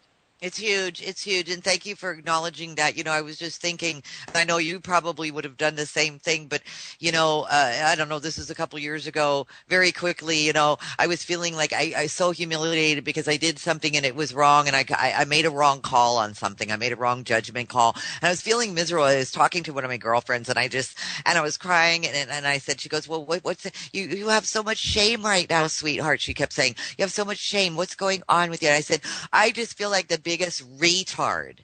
And I used that word retard. And you know what she said to me? And it made me laugh, and it made me feel better. She said to me, then I'll be a retard with you. Aw. I know. Oh, awesome. And I do that too. Perfect answer. And I was like, really? She's like, sure, because I was right there with you. I thought that you were right on, and it turns out, you made a bad call, but I was right. So I'll be a retard with you. Yeah, and it's like, that's it. That's the stuff. That's the stuff, because it takes away the shame-based BS. Yeah, and we have to be that honest with ourselves, because I do the same. I keep, my partner, Dr. Dream, up sometimes. I'm like, I can't believe I said that. I hope they didn't misunderstand me. It came out the wrong way. And I sit there and I'm like, I can't believe, with all the evils in the world, that I'm being this hard on myself because I said something in a way that made me feel, like, wow, that really wasn't representing what I wanted to share from my heart. And so many times, I go back and I go over, all of it, and I have to kind of clear it and just forgive myself and take a different approach the next time. And you know what? That's what a spiritual being is. It's not about being perfect. It's about being honest with the self, being proactive in the way that we create change when we see that it needs to be altered and transformed. It's being conscious and aware and humble and self-reflective and all those things. None of us are going to be perfect in a world like this. But as long as we take the approach that you have with these examples, and I process in a similar way, then, we can be in our divine innocence and keep stepping it up. I ripped somebody a new one the other day, and I'm still like, okay, I know that wasn't the right thing to do, but this person's been harassing me for years. They've got websites and everything under the sun, totally targeting me. And sometimes the pressure cooker does build, but I know, that's not the higher road, and I self-correct. And, we can't carry shame and guilt and regret. We just have to self-correct, because once we get the message, then we've got the wisdom, and that's the gift and resource we get to share, and it inspires other people to do the same. And that's what it means to navigate this experience. Yes, Laura, and I can totally dig what you're saying, about this person that has a website against you. I've got several of those myself, and it's ironic that you just brought that up, because I was reading one of them a couple of days ago, this whole forum on how I'm a government shill, Roxy Lopez, so I'm just going to let everybody know right now. I'm a government shill. I'm paid by the government, and I'm also part of a Fortune 500 company, and I'm a multi-billionaire. Really. Oh my gosh. But he's got a whole bunch of people who actually believe this. Yeah. And I want to step in the forum and just go, are you kidding me? But at the same time, it's like, and this brings me to this part, which and I know best. and a lot of the listeners do as well. Where do I want to spend my energy? Energy is very valuable. It's just like if you have $100 in your bank account, you decide where do you want to spend the $100. You could spend it wherever you want. You earned it. Do you want to spend it at the grocery store? Do you want to spend it at the movies? Do you want to do a little of each? Do you want to buy a gift for your hubby? Whatever it is. And energy is the same way. We have X amount of energy, and how do we want to spend it? Yes. And you are obvious to me. It's so obvious to me. I mean, we've really become very close, you and me, Laura, in our missions, right? It's so cool. Cool. It's so cool over the years. But because we watch each other. We see, like you said, you watch me, I watch you. I mean, we're not spying on each other. We just notice each other, and we see the works, and we see this, and you start to align with this other energy with each other, and this and that, blah blah blah blah, and then we become what? We're rooting for each other all the time, and this is, I have this with Laura. Laura has this with me. Laura has it with lots of friends too. I have it with lots of friends. This is what this is all about, though, right, Laura? I mean, isn't this what? If I'm going to infect the planet, I don't like using the word infect, but if I'm going to make something contagious on the planet, shouldn't it be love and smiles and hugs and coolness and companionship?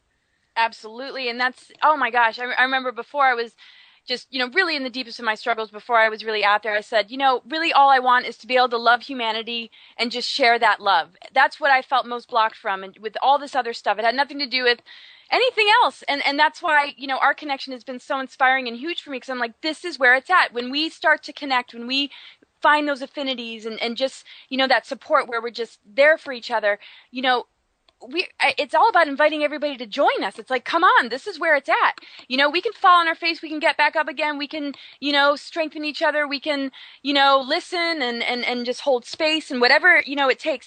That's what it's about. This is unification. Why is unity consciousness, called unity consciousness? It's the consciousness that we hold that is all about bringing the masses together to connect on a heart and soul level and a spirit level, and to dump the rest, to let it all shed away. And anytime I make a connection with somebody like I have with you, that's when I feel that the vibration on the planet has even raised itself, because it's us coming together that's doing it. This is the most important stuff, and I love it.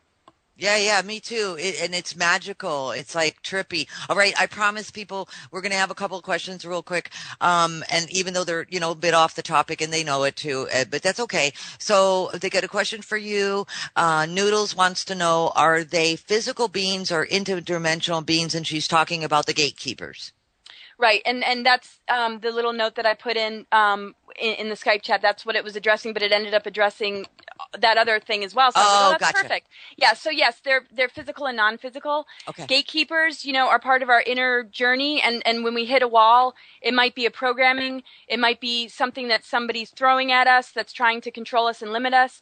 It can be, an entity attack, a psychic attack. It's anything that involves a hurdle that we need to overcome. That's a gatekeeper, but there are specific gatekeepers that are archetypal energies that are very ancient that people hold, because, we all inherit these archetypal energies. And these particular beings are not integrating, anything else but that particular archetype or entity. And they actually are specific gatekeepers. And when, I would Google, Inanna's journey into the 7 gates of hell, because it's about moving through those different dimensional gateways. And there are different forces that do not want us to pass through those gateways, because when we do that, we're empowered, we're in our power. And that's, the divine feminine myths and all those stories are about that dark night of the soul journey into the underworld. And gatekeepers just don't want us to have that knowledge and wisdom, and can make it very painful and difficult. And that's why people turn back and give their power away and say, hey, I can't do this. But just keep doing it, because those gatekeepers are part of the illusion. They're parts of us that are trying to stop ourselves, like our own negative ego, our own fears. And yeah, there's representatives of it on the planet, but we don't want to externalize it. We have to understand that we become our own gatekeepers when we allow those voices to override our wisdom and our truth and our divine just potential and blueprint of what we're made of. Absolutely. You said something very important there. I had a mentor, and I'll share this very quickly, and then we'll move to the next question. And I said to her one day, it was many, many years ago, and I said, I just don't like the way, my friend treats me. She's just really a bully. She's really abusive. It's just like, it's definitely a pattern in my life, bullies. But, and I said, I don't like, and she said, well, and this was very empowering for me. She said, people treat you the way you teach them to treat you. Mm-hmm. Right. Not allow, treat you the way you teach them to treat you.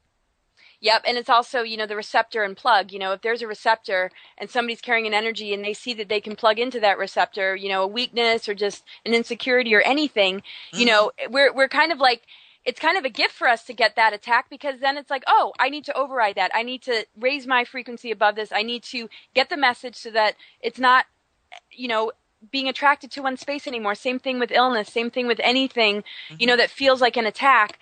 The journey going past the gatekeepers is becoming senior to those forces, not running the other way, but saying, hey, I see where I'm enabling this. I see where it's responding to me, just like you said. And then, okay, then what do we do with it? And similar to you, the bullies, the attacks and all this. And it's like, hey, buddies, you're creating a monster here because, right. It just gets gobbled up. And this is the thing with, the unity of the masculine and feminine within us. It gobbles up the negative ego. It swallows it up, because the only reason that energy ever stepped forward was in the separation of those energies. When we allowed the illusion of separation to keep us from that connection, this other entity came forth, and it happens to be the elite, but we carry that within ourselves as well. So we got to focus on what's inside, because the game that's being played outside, we're enabling. And if we're an agent to change it, we don't have to worry about the timelines. I mean, we can worry on behalf of others, not worry in a negative way, but be concerned. But we know that, we're free of the matrix, and now we're here to hold the hand and help people out of the maze. But you'll know it when you get there. When you're free of it, you'll know it. And I know that, us and many have broken free. So that's a good thing. It is a good thing. Thank you. And let's see, from the chat room, Joan Quinn, Joa Quim. I can't read that, but you know who you are. Please ask Laura, what was her involvement in Project Pegasus, and can she confirm Barack Obama, aka Barry Soetoro, was part of the jump rooms to Mars, and recognizes it's a little off topic. That's fine, Joaquim. So yeah, what about it? Did you do? What was your involvement, if any, in Project Pegasus, Laura? And was Barack part of that project? Okay, well, I'm loosely tied to Project Pegasus. In 1972, Andrew Bashago, my friend and colleague, said that I was identified, a year before I was born, that I was going to have something to do with the way things were playing out in the larger picture in connection with the truth movement. I don't know how manipulated that information is. I'm not really here to trust everything that I hear, but I do have faith in Andrew Bashago and his integrity for sure. I was recruited to go to Mars. I wasn't a part of Project Pegasus in the same way that he was. I wasn't in the Mars training program. I was recruited to go into the project as a supposed eventually going to be a permanent colonist. That Project Pegasus was a project to initiate and set up. So Andrew Bashago was in sort of the setup project, and I was in the recruitment process to be a permanent colonist in what they were using the kids for on Project Pegasus to kind of test out and help to establish. And so, yes, Andrew Bashago was in a Mars training program with Barry Soetoro. Other witnesses like Regina Dugan and Brett Stillings can confirm this. When I look at, the Mars records from Michael Reif and a lot of the other testimony, it does, validate that, yes, Barry Soetoro, Obama, was a part of the Mars training program. Basically, we have to understand that the Mars training program and that whole agenda was set up in the Eisenhower administration from negative beings. I mean, I don't like to say negative, but beings that were out for themselves, that wanted to steer humanity off this planet for an agenda that they manipulated us into thinking that it was to protect the human genome in the event of catastrophe, but in actual fact, it was for other reasons. And so they wanted to get the whole governments involved. That's why they prepare presidents to be able to go to Mars, because they really are trying to establish something there. But with Andrew being a whistleblower and me refusing to go to the Mars colony as a permanent colonist, I know we've screwed up their plans. I don't know what they're doing right now, but I know their plans have been screwed up.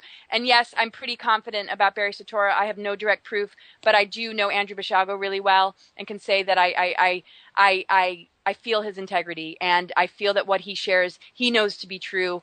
And so I can just only say that I hold him in high esteem, and I feel that what he shares is the truth that he knows.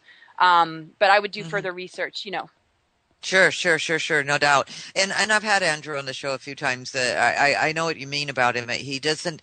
There's just nothing that ever resonates with me that he's making anything up or doing anything. He has integrity, and it's quite the story. But at the same time, it's not really hard to wrap your mind around or anything like that. As well as it wouldn't be hard to believe that you were, as a child, especially under Eisenhower's,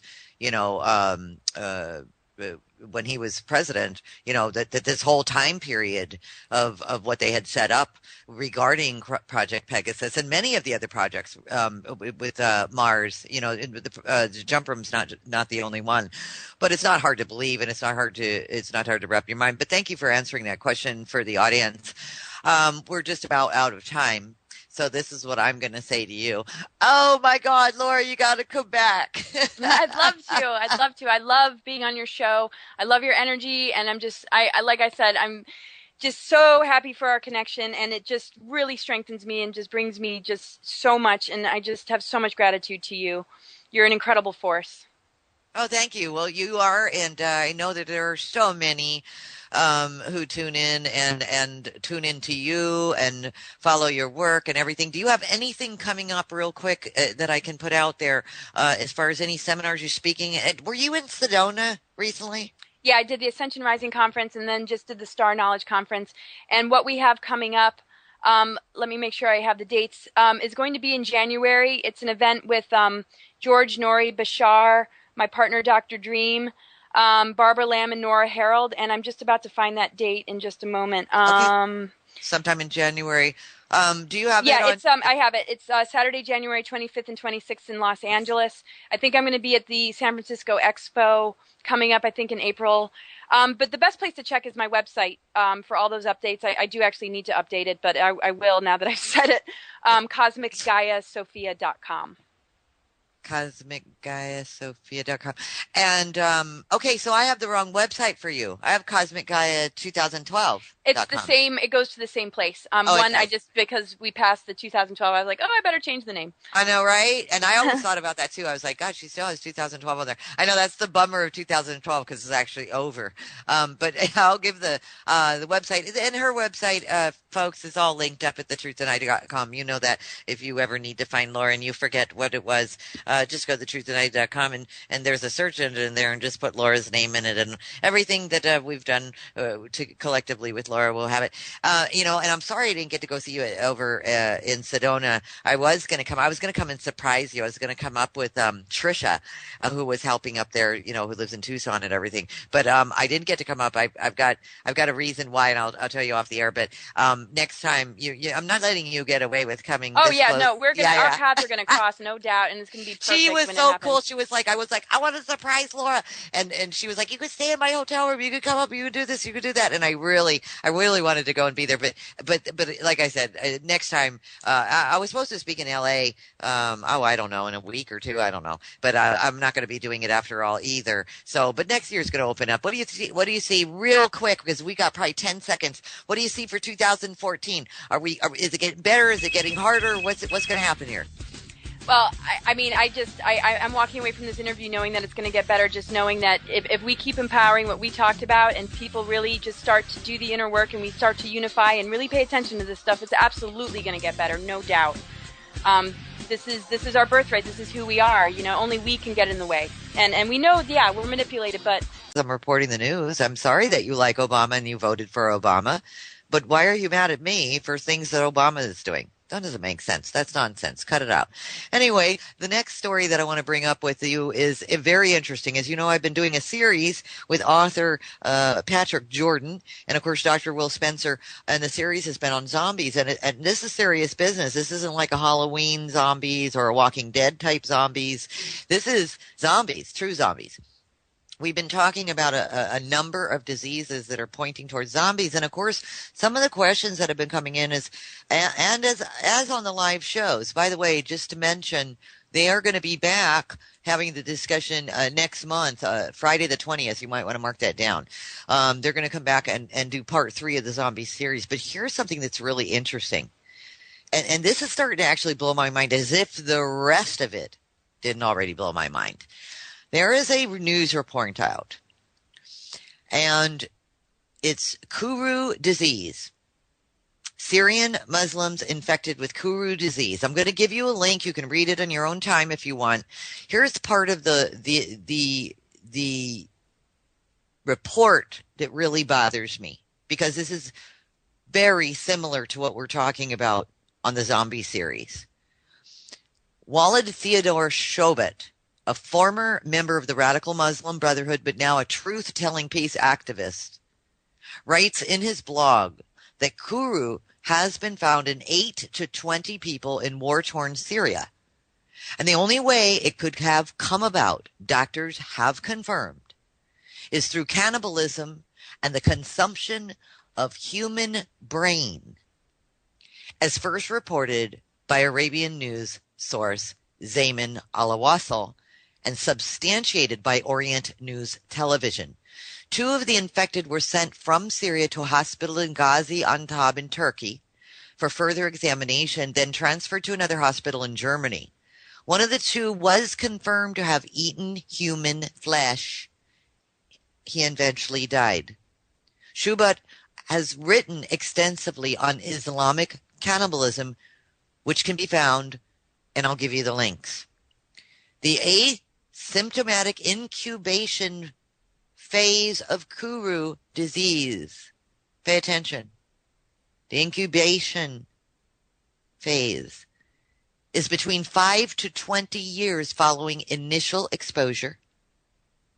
So you can be a carrier for 5 to 20 years and don't even know you have it, with the average being 12 years. But the Syrian civil war began in 2011, and this suggests that the Kuru of the infected Syrian men would have been transmitted before the civil war, before 2011. Possible lawsuit with him breaching his contract was serious. But anyway, if you really want to help Art Bell, write him privately. He has a Facebook page. It's listed in that article that I just gave to you from The Truth Tonight. Also, just pray for the man. Something obviously really seedy is going on, and he represents and loves the people. He loves his listeners. He wanted to straighten everything out. I can appreciate that as well. My guest this evening, we're ready? We're ready. How to break free of the archons, restore balance, and assist in the activation of our highest potential. Yes, that's my guest, Laura Eisenhower. Laura Eisenhower is the great-granddaughter of the USA President Dwight D. Eisenhower, a very controversial president, mind you. Laura is a galactic historian, global alchemist, Ascension guide, and is the great-granddaughter, again, of Dwight David Eisenhower. She is on a profound mission to reveal our true origins connected with the Magdalene and the Gaia Sophia energies of love and wisdom, and works to liberate us from the military industrial complex, the archonic systems, and false power structures. These forces connect many dots that are coming into our awareness, and now more than ever as our solar system aligns with the galactic planes. Now, what I want to say really quickly is I know Laura, and even in the last few years, I've watched Laura grow, expand, and become even more of what I term a goddess, a very loving individual, very powerful individual. Love is the most powerful tool we have on this planet. I'm grateful to have her as my friend and my sister. We pop notes back and forth to each other all the time. And, you know, it's funny because she'll be down when I'm down and we'll be like, "Arr!" And then we just lift each other up and we just keep moving. This is a warrior in the world. We really need her. I love you, Laura. Welcome to the show. Thanks for being here. Oh, it's so great to be here. I just love everything you shared, and I love you too, and I'm just really grateful for our connection. So wonderful to be here. Thank you. You are so welcome. Thank you. So, Laura, you know, real quick for anybody who doesn't know you or anything, just a real quick, because we've got a break coming up at about 26 after, I don't know, about 8 minutes. So let's just spend the rest of this very first segment of the show. Can we talk about something real quick? I want you to publicly state, because I already know this and I think there's a lot of misnomers out there. You're not in this to throw your great-grandfather under the bus, are you? No, I'm not. Absolutely not. And I'm not here to, hide anything about, who he is either. I'm just here for truth. So. And you've been very eloquent about your truth, and so forth. And you've traveled to the underworld, I call it. You've seen some things that most people haven't seen.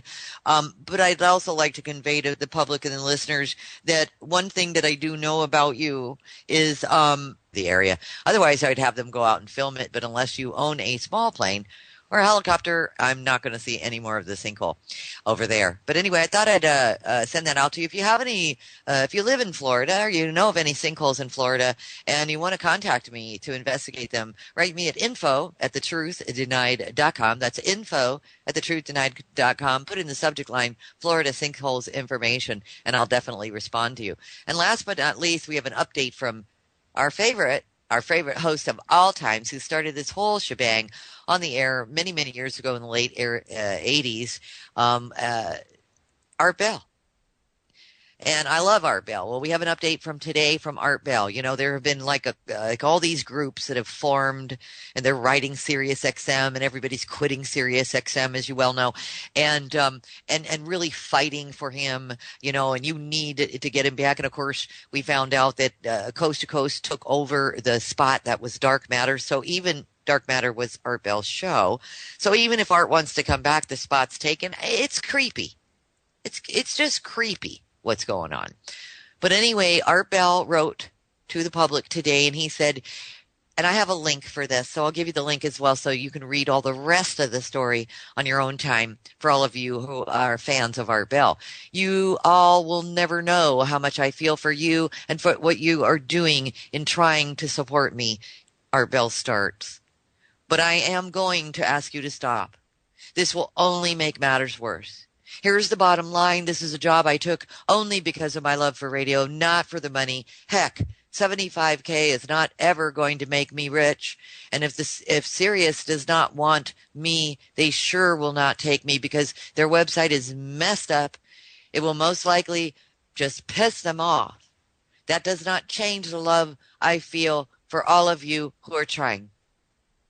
I still feel I was right in my decision to halt what I felt had no real way forward and would make the same decision again today. I only took that decision after receiving a no to any further remedy. As you know, he approached them to try to fix the problems they were having, and they said no. Truly, I do not understand, says Art, why they would say no to me, wanting a way to stream, then turn around and replace me with Coast to Coast, which is doing exactly what I wanted to do. We just pissed them off. Either way, thank you for what you're all trying to do. I love you all, but please stop. So he doesn't want anybody out there trying to help or writing serious or whatever, or posting all this stuff on Facebook. He just wants us to stop. And perhaps the only reason that I can figure out is that maybe it's making things worse as far as so I'm going to give you the link. You can take a look at it. Of course, I've already given this to Patrick Jordan right before the show, actually, because I want to go down that rabbit hole there and see what more we can get of it. But, again, people had been asking about, are we talking about zombies who eat brains, et cetera, et cetera, et cetera? Well, we just found some who get this disease, and we're going to talk about that disease on the show on the 20th as well. Another interesting and fairly concerning news story, and of course my producer lives in Florida. Massive Florida sinkholes swallows boat and swimming pool, threatens homes. Now, the sinkholes have been going on for quite some time, the last couple of years. And another large sinkhole has formed in Florida, causing parts of 2 homes to collapse in on themselves and swallowing a boat and a backyard, the whole backyard and the pool. Caboodle.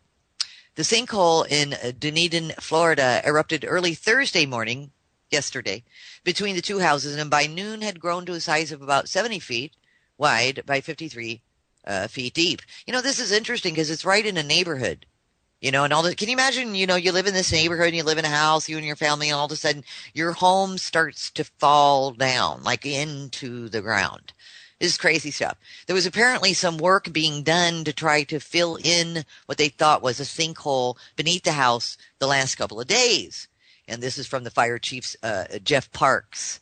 He said, the owner woke up this morning at 5:40, that's yesterday, when he heard noises on his back porch, went out and found the sinkhole at that point. Thank God it started in the backyard, not in the house itself.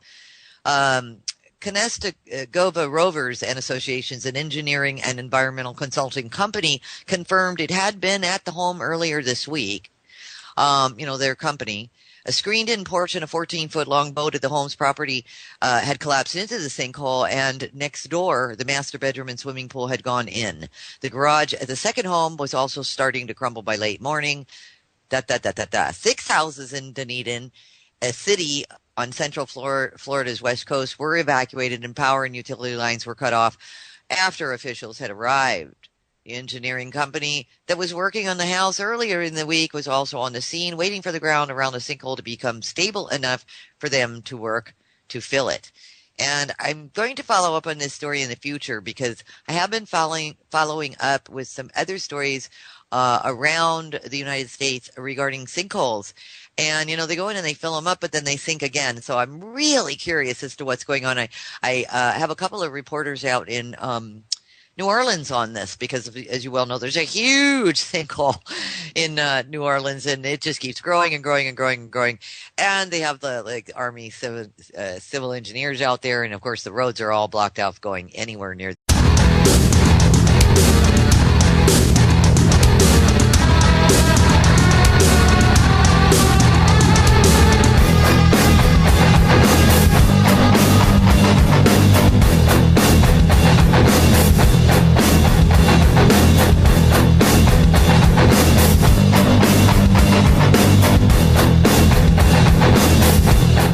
Revolution Radio proudly presents live from Phoenix, Arizona, the Truth Denied Talk Radio with host Roxy Lopez. Join us here for topics you won't hear about on mainstream news, such as chemtrails, GMOs, nutrition, and conspiracy facts regarding your personal sovereignty. Humanity is 7 billion strong. We are the majority. And now, live from the Valley of the Sun, your host, Roxy Lopez. Great Friday evening to all of you. Thanks so much for joining us. You are listening to the Truth Tonight Talk Radio. And of course, if you're only listening at this point to a player somewhere or whatever, and you want to join the chat room or anything like that, go ahead and go to freedomslips.com and join the chat room. It's right there. Just click it and you'll get a generated funky name, actually, or you can make your own name. You can make a real name or a fake name. Or one time I went in there. Yeah, only once. And my name was Schmoopy or something like this. So anyway, I think that's maybe a default name. But get in there because there's a lot of cool people in there and generally who discuss the topics that we're on and bring a lot of information to the table as well. You know who we have today, and we're going to have just it's kick back because my guest this evening, this is going to be jam-packed information into 2 hours. Before I invite my guest, and I'll give you a little bit of background on her as well, I have a couple of news reports that I want to get through to you.